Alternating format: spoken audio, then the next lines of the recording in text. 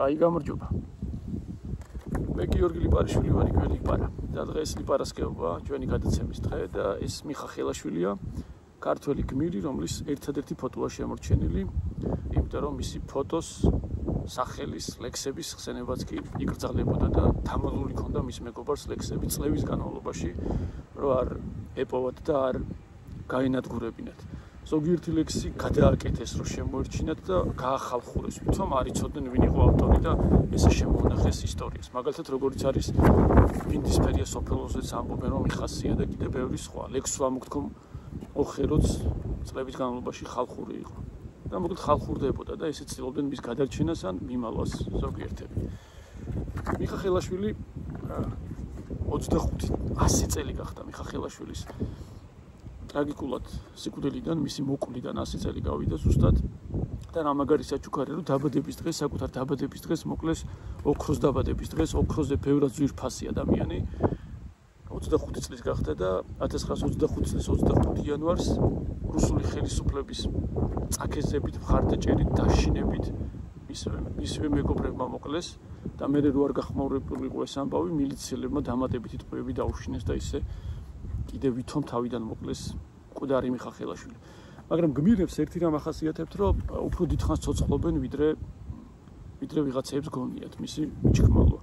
იბრძოდა რუსული რეჟიმის წინააღმდეგ, მანამდე იყო დიაკვანი, მე დავითნეობდა ეკლესიაში, ფშავში ცხოვრობდა. ფშავში, სადაც ვაჟა ცხოვრობდა, იმ ფშავში ცხოვრობდა და მე გაიხადა ეს კაბა სასულიერო პირის მე დავითნეობას თავი დაანება, იმიტომ რომ მისი ცოლი შეურაცხყოფისთვის ვერ მოითმინა და იერაღი აიღო ხელში და დღეში გავარდა საბრძოლველად. და იბრძოდა და შეფიცულთა რაზმსაც შეუერთა, ქაქუცასთან ერთადაც იბრძოდა და ქაქუცას არ გაყვა მე, როცა დაამარცხდა 1924 წელს. შეფიცულების აჯანყება, რუსეთის წინააღმდეგ აჯანყება, არ გაყვა ქაქუცას საფრანგეთში, თავის მიწასთან ახლოს დარჩა, თავის დედასთან, რომელიც მოუკლეს, გაამწარეს და თავის შვილთან, რომელსაც ხოლმე დურბინით ხედავდა ხოლმე, იმიტომ რომ მიახლოება არ შეეძლო. ნადირობა იყო მიხა ხელაშვილზე, მაგრამ იმდენად ძლიერი იყო, რომ იმდენად ყოჩაღი რომ ვერ იჭერდნენ, მოუხელთებელი იყო მიხა. როგორც ქაქუცას წევრები ისინი ხა ცოტა სვამდა, რომ სულ ფხიზლად ყოფილიყო ქვეყნის სიყვარულში და სიცოცხლის სიყვარულში და სიცოცხლის გაფრთხილებოდა, მაგრამ ბოლოს მიხვდა, რომ ბოლო დღეები იყო მისი სიცოცხლის და თავი გაწირა ფაქტობრივად ქვეყნისთვის. რამდენიმე წლის წინ საქართველოს პრეზიდენტმა სალომე ზურაბიშვილმა ეროვნულ გმირად შეერაცხა მიხა ხელაშვილი და ეხლა უფრო ბევრმა ადამიანმა იცის მიხას შესახებ. მე მიხას საფლავზე ფშავში ჩარგალში სამჯერ ვარ ნამყოფი, ერთხელ პოეტებთან ერთად აღმოჩნდი, მიხაობა არის ხოლმე 25 იანვარს და თემურ ჩალაბაშვილთან ერთად ვიყავი და კიდე სხვა პოეტებთან ერთად. მეორედ ვიყავი, როცა სიუჟეტი მოვამზადე 13 წლის წინ დაახლოებით მიხა ხელაშვილზე, რომელსაც ყველაზე მეტი ნახვა აქვს YouTube-ზე ჩემს ვიდეოებში და ძალიან მიხარია, იმიტომ რომ კი არა რომ ჩემ ვიდეოს აქვს ბევრი ნახვა, იმიტომ რომ მიხას ამბავს აქვს ბევრი ნახვა და მოსმენა და მესამედ როცა სტუდენტები, მეგობრები და ჩემი შეყვარებული წავიყვანეთ ერთად წავედით მიხას საფლავზე პატივის მისაგებად, იმიტომ რომ ის უფრო მეტი იყო ვიდრე ერთი ადამიანი, უფრო მეტი იყო ვიდრე ერთი პოეტი და დღეს მინდა რომ ლიპარასკეობაში მიხაზე ლაპარაკთან ერთად მისი ერთ-ერთი ლექსი წაგიკითხოთ. მიხაზე ამბებს იპოვით ინტერნეტშიც, იპოვით წიგნშიც, კომიკურიც არის ზოგიერთ ისეთი წიგნის ვიპოვე, რომლის მხარდამჭერი და გამომცემელი ისეთი ადამიანია, რომელიც რუსულ პოლიტიკას ეხმიანება და ემხრობა, მაგრამ დღეს სხვა წიგნს წარმოგიდგენთ, რომელიც სწორ აზრზე დგას. ეს არის 100 ლექსი, სადაც მიხას ლექსებია შესული და ერთ-ერთ ლექსს წაგიკითხავთ ამ ამბიდან. მოდი ნახოთ რა რომელი ლექსი შეგირჩით. ბევრ კარგ ლექსი პოვით აქ, ქაქუცასთვის მიწვლისაც, სამშობლოსთვისაც და კიდე ბევრ სხვას, მაგრამ პირველივე ლექსი მინდა წაგიკითხოთ, რომელიც 1919 წლით თარიღდება და ბარის სახოში აქვს დაწერილი. ლექსო ამოგთქვა მოხერო, თო რო იქნება ვკვდებოდე და შენ კი ჩემად სახსოვრად სააქაოს არ რჩებოდე. გიმღერდნენ ჩემებს სწორები ფანდურის ხმასა ყვებოდე. ქვეყანა მხიარულებდეს და მე საფლავში ვტყებოდე. ჩემო სახელო ამ ქვეყნა დიდხანს სამს იხსენებოდე, ჩემო ნათქომნო სიტყვანო ნეტავი გაქვეყნდებოდე და ჩემო საფლავის კარო შენამს კი ახვავდებოდე. გულო დარდითა წეულო ნეტავ არ დაშავდებოდე, სახლო არ დაიშლებოდე, ცოლო არ გათხოვდებოდე. ნეტავინ გულო კაცისა ძრიელ არ დაღონდებოდე, ფიქრო შენ არა მტანჯავდე, როდესაც ჩავგონდებოდე. სულ ყველას გაუხარდება, რომ უდროვოდა ვკვდებოდე, იქნება იყოს მისთანა, რომ მას არ ვავიწყდებოდე, ჩემზე დიტიროს მწარე და ყოველთვის ვაგონდებოდე, ბევრჯერ მიტიროს გულითა მანამდის დავმიწდებოდე.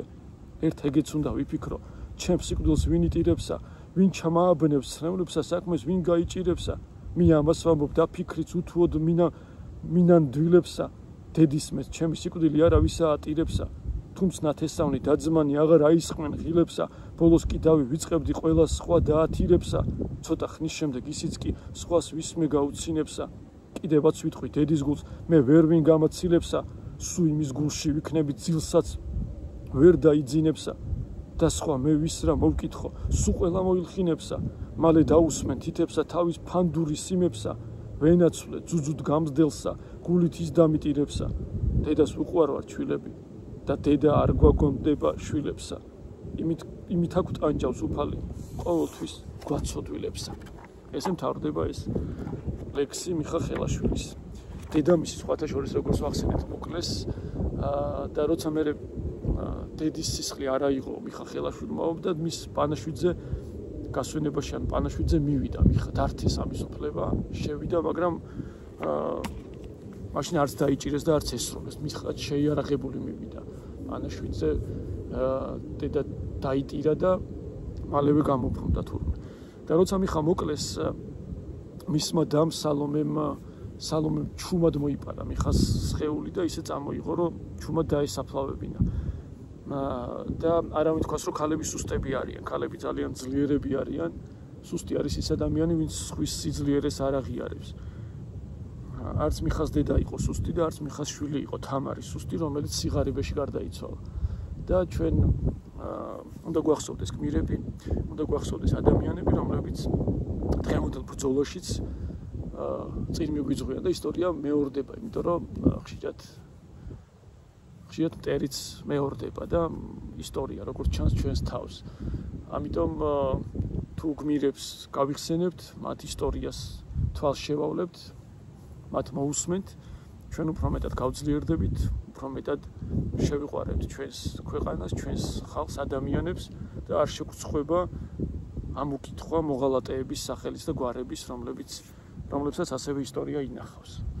შეიძლება ზოგჯერ გმირების დავიწყება მოინდომოს გარემოებამ, კონკრეტულმა ჯგუფებმა, მაგრამ გმირი მაინც იპოვის მოუსვენარი მთის მდინარესავი თავის გზას და გააგრძელებს ცხოვრებას ისტორიის ფურცლებზე და ადამიანების გონებაში.